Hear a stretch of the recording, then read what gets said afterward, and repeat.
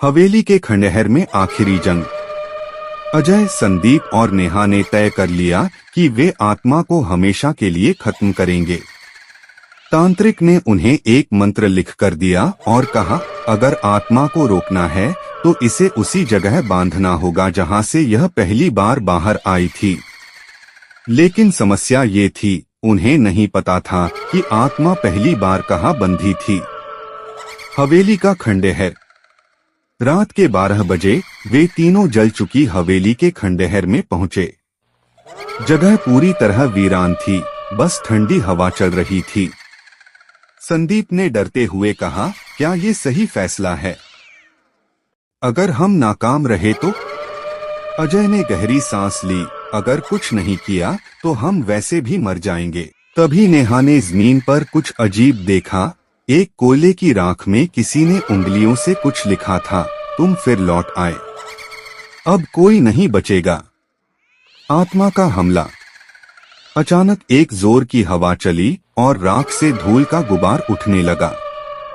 चारों ओर सन्नाटा था, लेकिन फिर हाँ हाँ हाँ, वही डरावनी हंसी गूंज उठी। हवेली की टूटी हुई दीवारों से परछाइयां निकलने लगीं। ऐसा लग रहा था कि पूरी हवेली जिंदा हो गई हो। नेहा ने कांपते हुए मंत्र पढ़ना शुरू किया, लेकिन तभी उसके गले में तेज जलन होने लगी। उसकी आवाज बंद हो गई। तभी अजय ने देखा, एक काली परछाई नेहा के पीछे खड़ी थी और उसके हाथ नेहा की गर्दन पर थे। अजय और संदीप ने मिलकर नेहा को खींचा, लेकिन जैसे ही उन्होंने उसे छुड़ाने की कोशिश की, एक भयानक झटका लगा और तीनों जमीन पर गिर पड़े।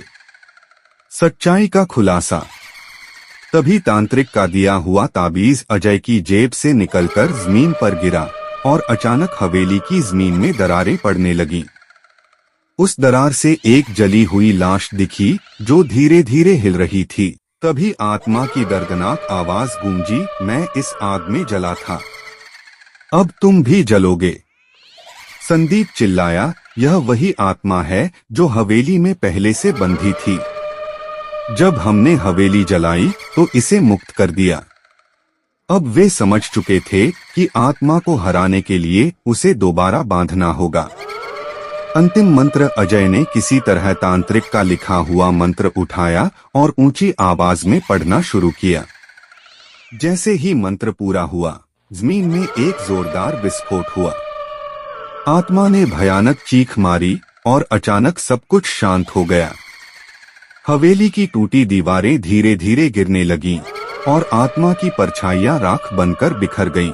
अंत या नई शुरुआत?